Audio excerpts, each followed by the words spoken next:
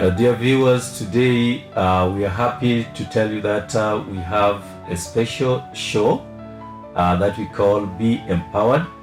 And our topic today is on something very interesting called money. And for you to be empowered and to know much about money, I'll read from the scriptures on something in the book of Ecclesiastes, chapter 7, verse 12, that says, "For wisdom is a protection, even as money is a protection." Now, because money is a protection as wisdom, today we'd like to get more on money, and more so with the new trend that is coming on board, that is digital money. And today we have a special guest who's been doing this for a while and also a Christian. I'll give her a chance to introduce herself, and later she'll give us more information on money, the history of money, up to where we are now, and we'll raise few questions which can be of very, very good, much interest to you as concerns money, as a Christian, as a believer, or even if you are not a Christian, information that you should know. For this matter, I'm giving you a chance, Valerie, to introduce yourself fully for the audience to get to know you, and then you take it up and then you tell us more about money. Thank you. Thank you so much, Bishop Kola. Indeed, it's a pleasure to be here today to talk to our people. My name is Valerie Okello Ojuju. I'm somebody who loves the Lord, and my whole life I've endeavored to do that which uplifts human beings. So today I'm really grateful that we have this moment to come and educate people on digital money. Before I say much, I am a married woman, married to one husband, and the Lord has blessed us with 3 children. Apart from that, my background initially, I studied economics, and then I moved on to human resource management. After that, I moved on to facilities management science. But I want to tell you, ladies and gentlemen, for the last 17 and a half years, I've worked for the government of Kenya in one of the parastatals as a human resource and admin manager. It is during that time that I also came across cryptocurrencies in one of my travels assignments abroad. So today, ladies and gentlemen, we are going to have a wonderful, wonderful session of information, what I have learned, what I have practiced, and together with you, I know at the end of the day, you will be somewhere at the end of the show. So thank you so much, Bishop. Welcome. So Valerie would like you to tell us more about money, because in most cases we get this scripture that money is the root cause of all evils. People don't read it rightly. Is money something bad, and how did this thing called money come about in history? Thank you so much. Ladies and gentlemen, you remember even during the Bible times, we had trade going on. And during that time, people who were trading were using a certain currency. And that's where we are going to start the journey of money. Money has evolved over time. Initially, we used to have what is known as barter trade. I would carry my piece of goat meat, someone else would come with a bag of beans, and we exchange. But you see, there was unfairness. Sometimes my piece of goat meat would be larger than the bag of beans I'm receiving. But that is how trade was in the olden days. From there, we moved on to gold standard. Gold standard meant that if you needed to buy something, you had to give away a piece of gold. We moved from gold standard, we went to metallic coins. For those who were born earlier, you remember we used to have pennies, golden ones with a hole in the middle. That's how we used to trade. We've moved on from metal coins. We went now to the notes, the bank notes. That is when now we got the Bretton Woods institutions, the banks. And the banks brought us very good evolution of money. You could now trade. If you have Kenya shillings, you could pay with Kenya shillings. If you are abroad, like in the US, you'd use the US dollar or the UK pound. We have moved from that because of the bulkiness of carrying money. You can imagine if you want to go and pay for something worth 700,000 Kenya shillings, so let me say $7,000. You can't carry that money in your bag because that would bring you insecurity. That's why the banks again evolved and partnered with companies that developed what are known as the plastic cards. These plastic cards are Visa enabled or MasterCard enabled. There is very few people in the world don't have those cards. In our country, most of the time people call them ATM cards. Those cards are loaded with value. They are not money, but they are loaded with value. And we've moved on from then again. We went into digital platforms. Kenya and other countries, we are now using technology that many people in the world envy. M-Pesa, a very wonderful technology where we can send value to one another and we can also pay for services and goods. That is a digital platform. There's also PayPal and many others around the world. So money has evolved from barter trade all the way to the digital platforms that now enable us to transact value. And we have reached a certain level now where there is the birth of cryptocurrencies. This is the new global financial model. And Bishop, Right. that is now where we are. The future has already arrived. We are in crypto. Into cryptocurrency. Yes. And what is this cryptocurrency? Because we just hear much about it, and maybe it is sounding digital. Maybe some are linking it to demonic worship and all that. What is cryptocurrency? Oh, wow. That's a wonderful question. Cryptocurrencies, ladies and gentlemen, that word is two words in one. Number one, it emanates from cryptography, which is the science of algorithm and mathematics. I don't want to give you a lot of vocabulary, but that is the science that cryptocurrencies are embedded on.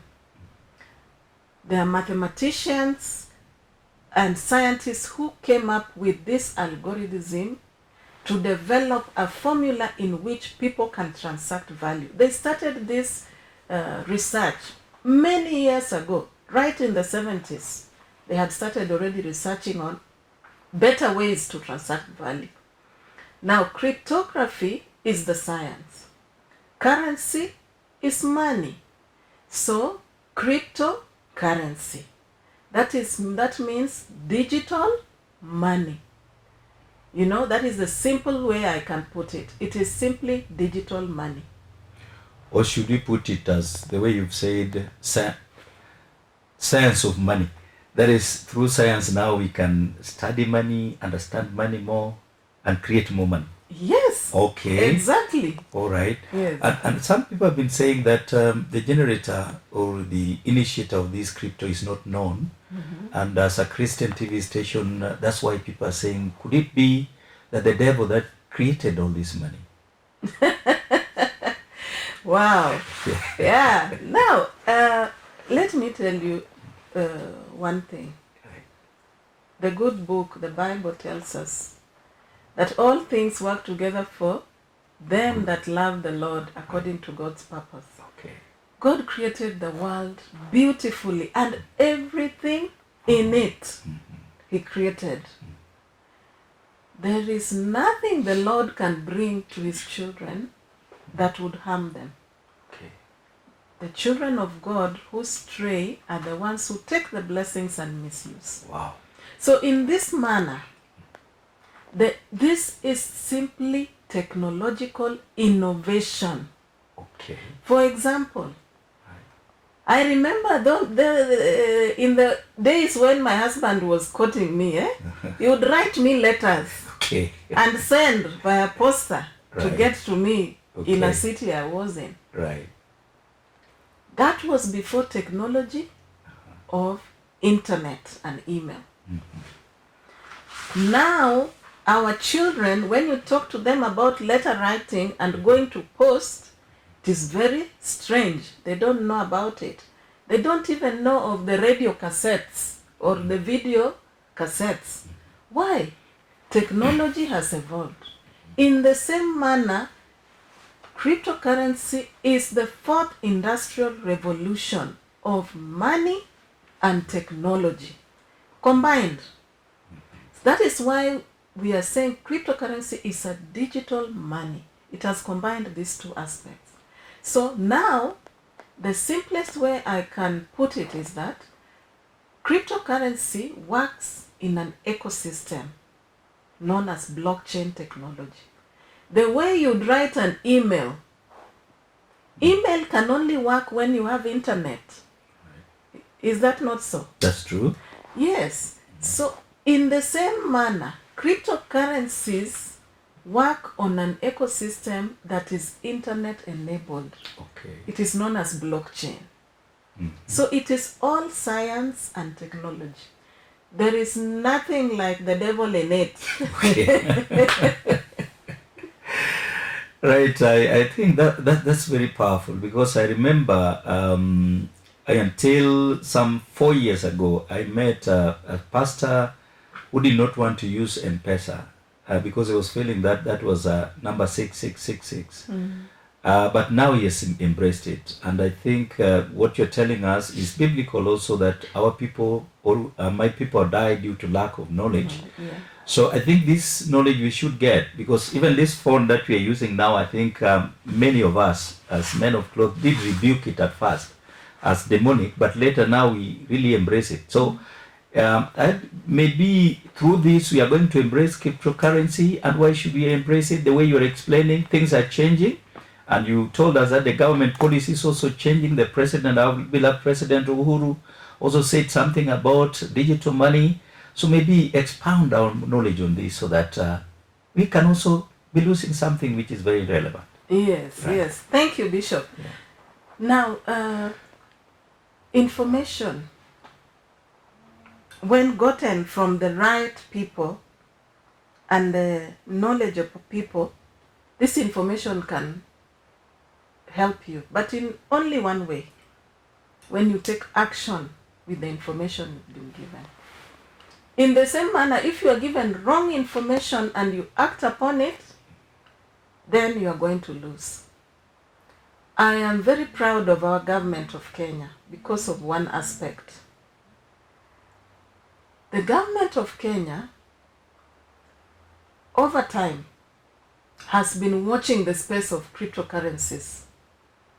And just 1.5 weeks ago, the central bank released a circular asking the citizens of Kenya to give their views with regards to central bank digital currency. This is an equivalent of a cryptocurrency. So, ladies and gentlemen, our government is very much ahead in terms of this technology. In fact, this emanated after the president tasked a team led by Professor Bitange Ndemo to sit down and look into artificial intelligence, blockchain, and cryptocurrencies. How can the country take advantage of these new technologies? And this task force did their report and handed it over. And part of the team that was in the task force was our own cabinet secretary, Joe Musheru, the ICT cabinet secretary. He was part of that task force. So as a country, we are very much ahead in terms of policy documentation, how we are going to operate once we adopt this technology as a people. And it is not only Kenya. Recently, there are many other countries that have adopted crypto as their medium of exchange, as the money that they use. For example, El Salvador. In the US, they are still debating on cryptocurrencies even at the Senate level. So in terms of the legal procedures that need to be in place, Kenya is on the right path. Okay. Yes. In terms of adoption at individual level, I can tell you, Bishop, there are so many Christian brethren and Kenyans who are already in the crypto space as experts and also as adopters of the technology. That means they are already using cryptocurrencies in their day-to-day life. Okay. Yes. That's very important, because the other day somebody told me that even universities are introducing courses just to train people on cryptocurrency, meaning that it is something very, very important. And I think viewers, we need not bury our heads in the sand. We need to also wake up and hear and understand some of this. And when we are being taught, we need to get the information. But still, when you talk of cryptocurrency, for example, I know of Kenyan currency as Kenya shillings. Mm-hmm. So cryptocurrency is just cryptocurrency, or there are others like shillings or whatever in it? Ah, very good question. Yeah. Now, cryptocurrencies, the first one to be innovated was in 2009, and it was known as Bitcoin. The innovators have a name. People don't know whether it is one person or a group of scientists, but the name is Satoshi Nakamoto. So now this Satoshi, I'm going to switch into my national language. It's good. It's allowed. It's constitutional. Yes. Yes. So this team of scientists or a person, they wrote a protocol. It is known as a white paper. When you go to www.bitcoin.com, you will see a section where it is written white paper. The white paper is a scientific researched paper. Those who have gone to school know when your teachers, your lecturers tell you you have to write a thesis on something. It is the same. They researched using scientific tools and wrote a research thesis that was bringing solution to money and trade. So it is a public document that anybody can get access to.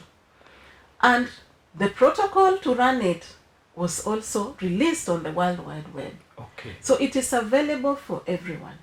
Now, Bitcoin was the first coin to be innovated. And so it is the coin that many people have heard of. But ladies and gentlemen, there are over 17,000 cryptocurrencies in the market space today.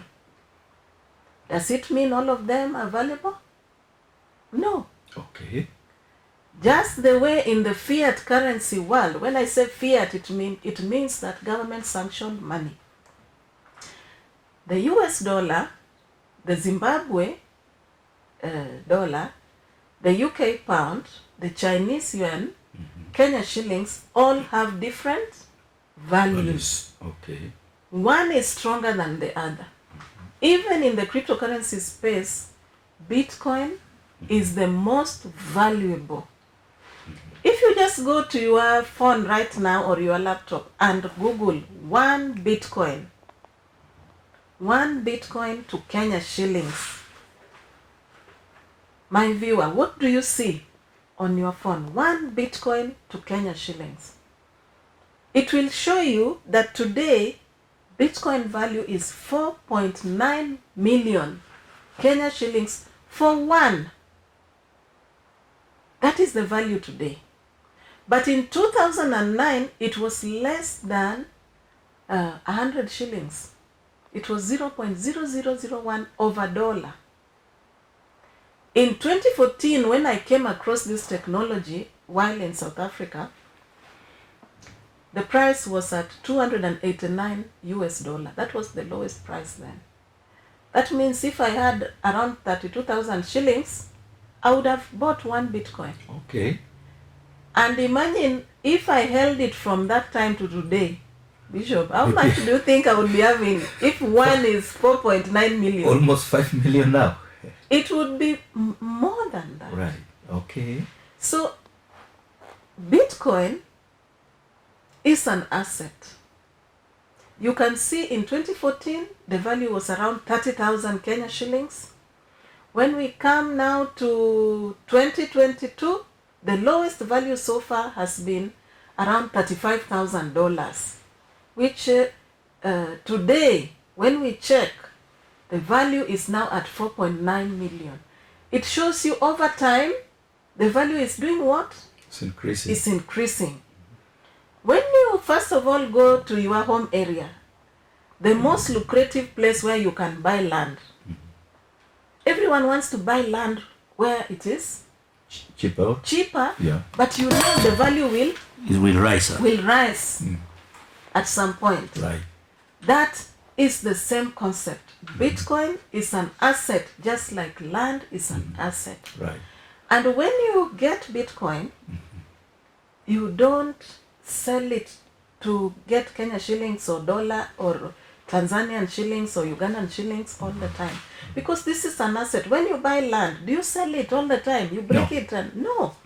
You have your own financial goal that after maybe 10 years, 5 years, 4 years, this land I want to do something with it. Yeah. So that is the asset nature of Bitcoin. But after Bitcoin, there are many other coins that people have innovated. Bitcoin was innovated to provide certain solutions. Number one, money transactions were becoming very expensive in terms of transaction fees. Let's say you want to send money to somebody, even in Uganda or in the US, you had to send it through the bank. Okay. And the fees were a little bit high.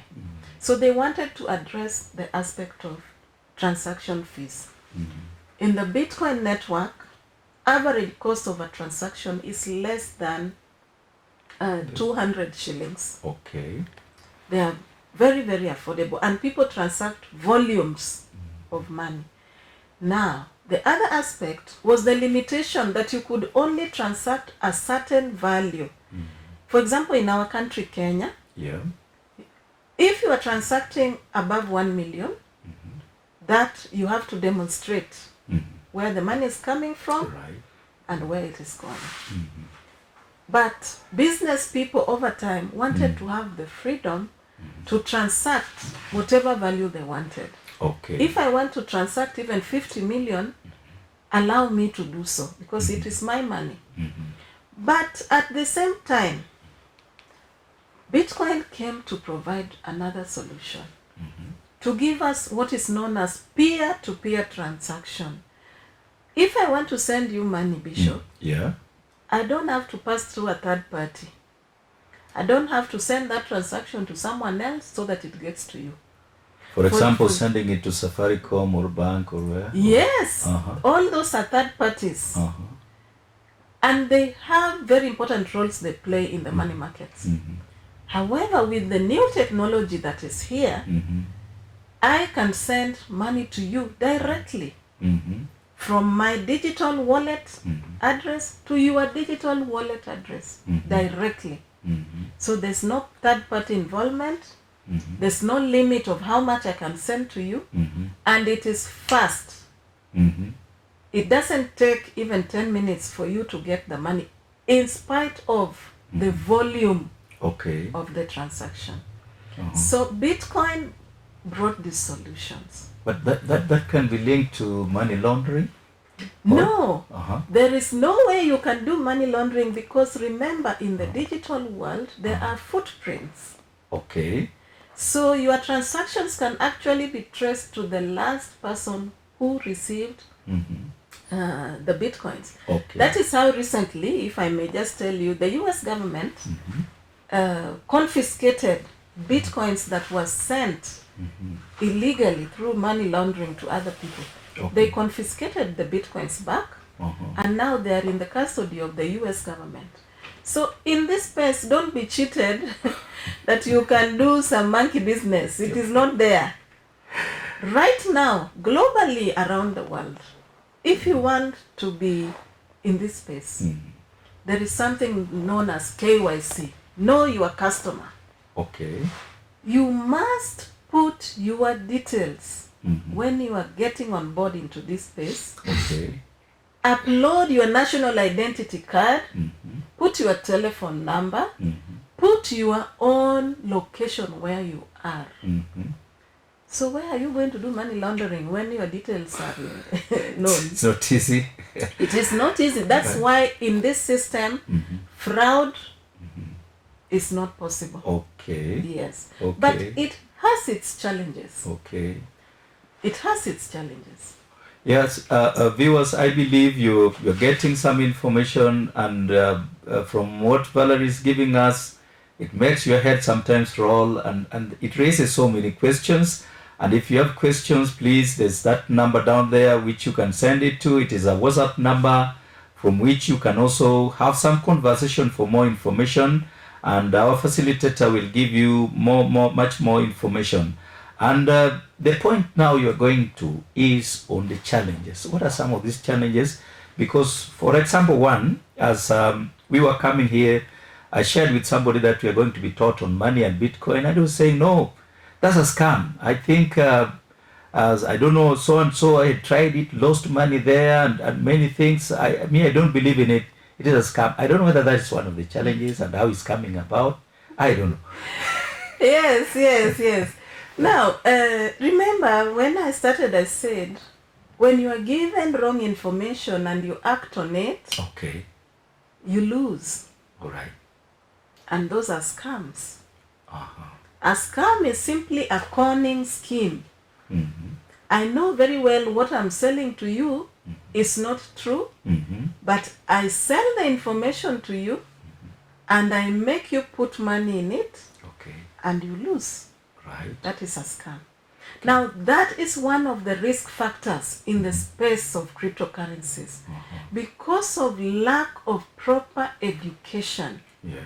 many people in Africa have acted on wrong information, and many have lost huge sums of money. I remember last year, the month of February, March up to April, I was invited to Uganda. Okay. For those months, with my fellow consultants, we were in Uganda educating the general public about cryptocurrencies. Why? One very important lady in that country realized that many people were losing money in scams associated with crypto. So when she invited us, we said we are going to come, but we come to educate. Once we have educated, we show them the practicality of the markets so that they are aware. When someone comes with a company from any other continent, they are able to gauge 1, 2, 3. Is this a scam? Is this a legitimate business? If I put my money in it, how do I remove the money? How does this money grow? Where is this money going to? In which legislation does this company operate in? Are they licensed? Okay. So those are some of the aspects we were teaching in Uganda. Scams are a big risk in this space. So for me, it's a passion to educate people, each and every person, from the mama mboga to that person in the corporate world. People must just understand how this technology works. Okay. That is the only way you can stop being scammed. Otherwise, scams are there. The same way somebody will call you on a line and tell you, I've sent you some money, can you refund it back? That is also a scam. Even here in this space, there are scams. But we educate you so that you are aware about them. And apart from that, there are certain challenges in this space. When you get on board, people are very excited to see how their investment is growing. You will be very foolish to go to a friend and start showing them your digital wallet. This is how much I'm earning. This is how the money is coming in. You don't do that. You don't know the capacity this other person has in terms of IT skills. There's something known as hacking. When you have your digital wallet, we encourage people to use their own data bundle when they are getting into the money wallet. If you go, for example, to a restaurant or a public place, and everywhere in our country now, there is Wi-Fi, and it is public. You put on the public Wi-Fi onto your gadget, the digital footprints, a young person somewhere is just seated waiting to hack. That's what they do. Okay.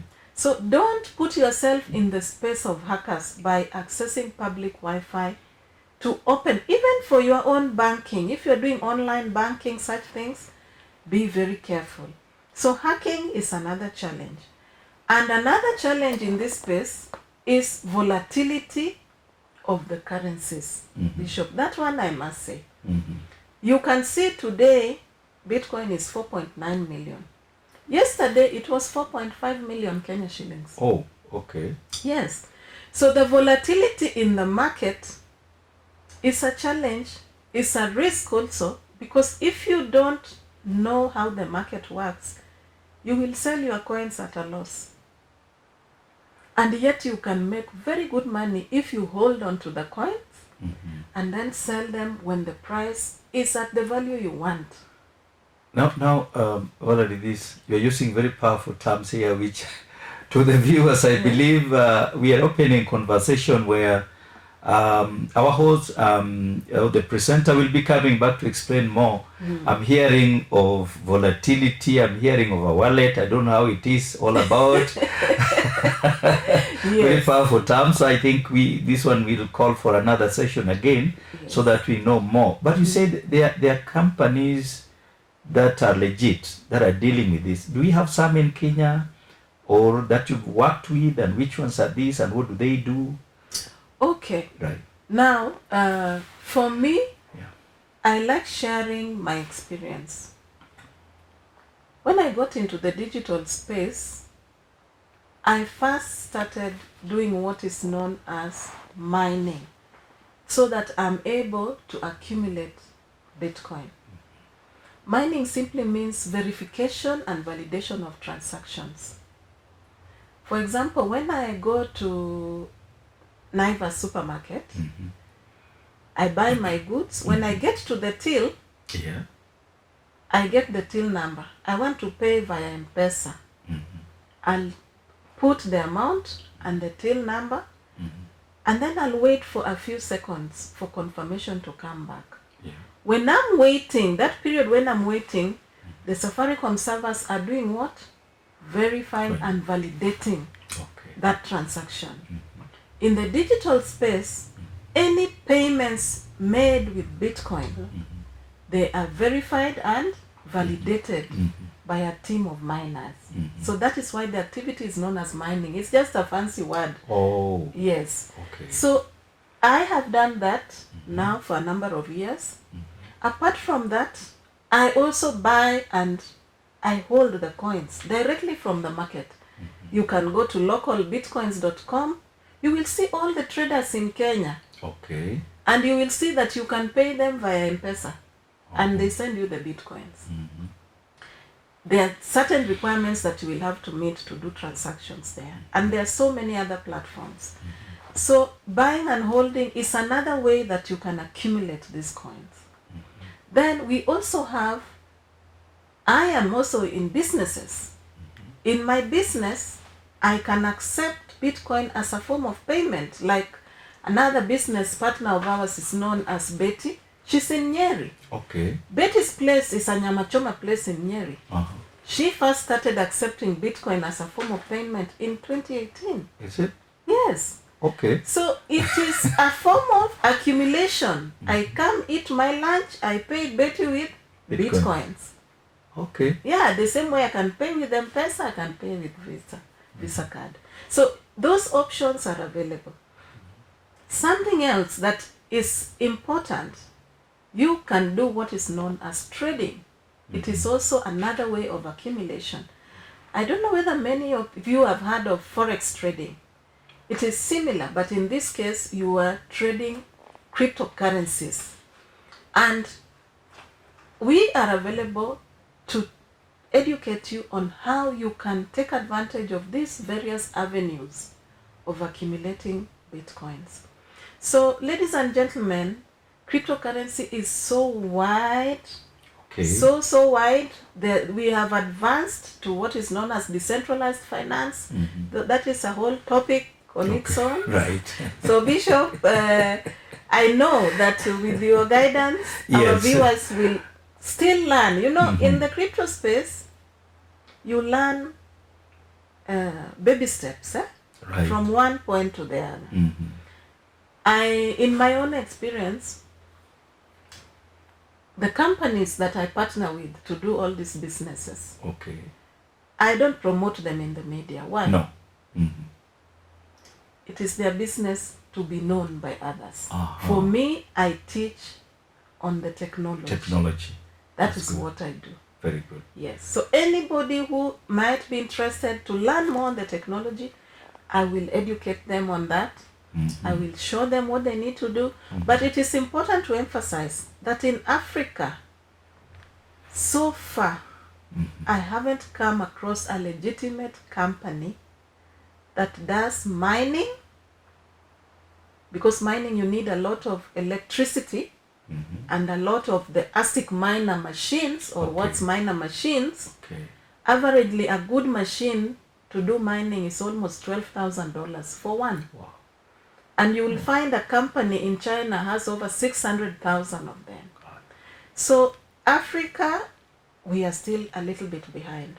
Globally, we are also behind because adoption is only at 13%. But imagine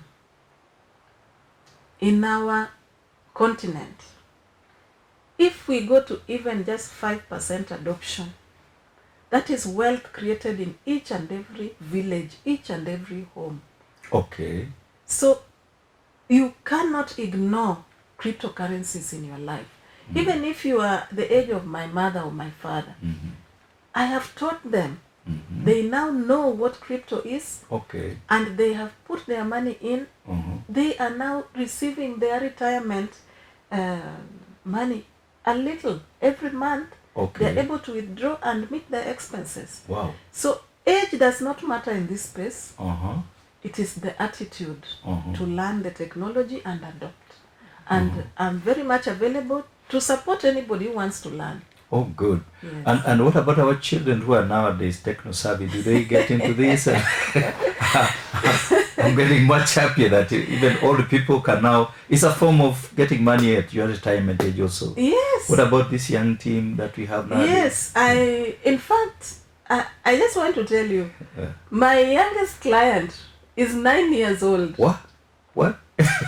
This child, I know many parents, when you get home, the first thing your child will tell you, I've done my homework.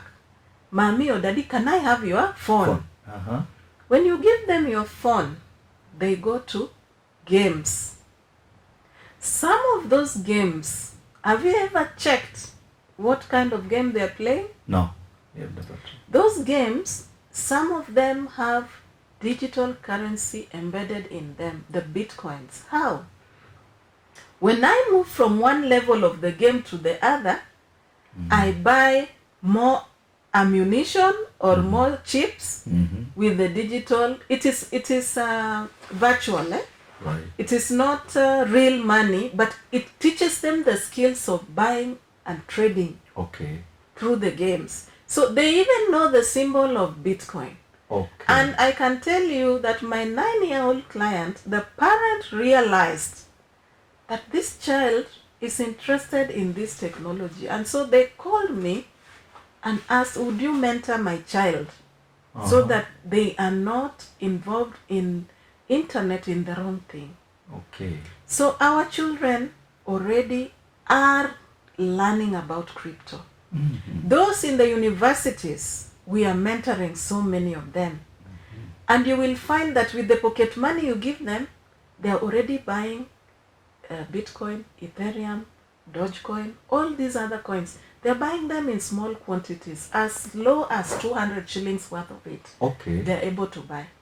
So as a parent, it is important that you open your heart to learning this technology. Wow.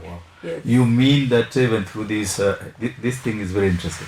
Even our students can even pay some of their school fees out of it? Yes. Okay. I have one of my business partners, is a very young man at Catholic University. Yeah.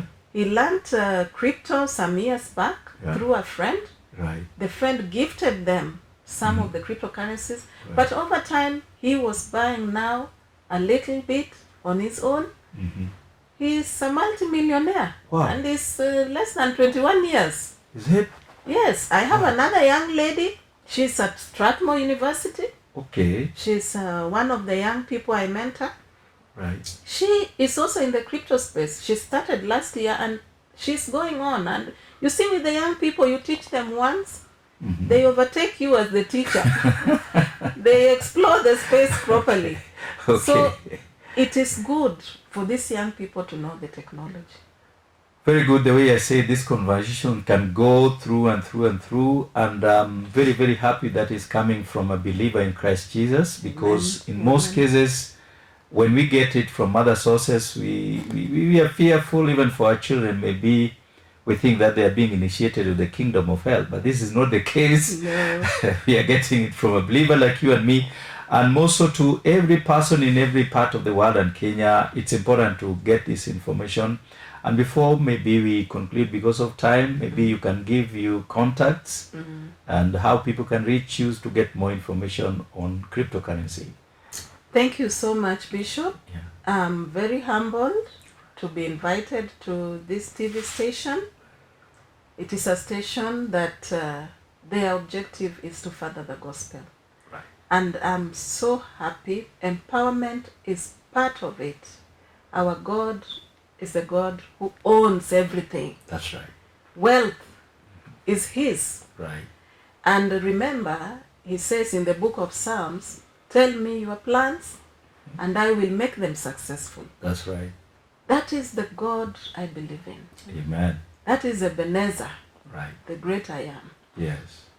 He wants his children to have wealth so that you may support the ministries Right. all over the world. So my contact is 0738 761 461. You can send me a WhatsApp message and we'll be able to engage. Send a WhatsApp message and we'll be able to engage. In the social media, my Facebook handle is Queen Umani. Umani is my clan where I was born, so in their honor, I call myself Queen Umani because I'm the daughter of a Most High God. Amen. And when you go to Instagram, you will find me also as Umani Queen. So, ladies and gentlemen, my number once again, you can WhatsApp me 0738 761 461. Thank you so much, and may the Lord bless you. We give Him all the honor and glory, for He's the one who has enabled us to have this conversation today. Right.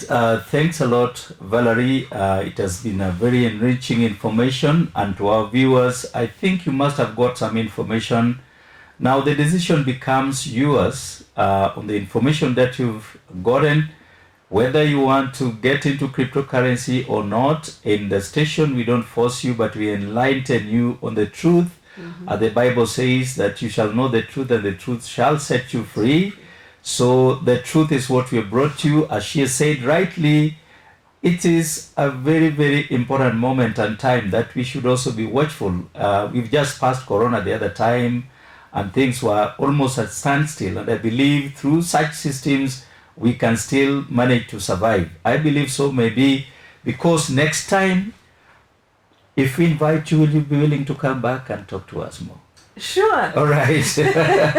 She said she'll be coming back, and that means also in the process, keep on the conversation on the number and the social media platform she's given. Otherwise, we say bye-bye to you. This is GPG TV. We love you so much, and keep on tuning into our station. We'll be giving you more information that will enrich you, and may God bless you in Jesus' name. Amen.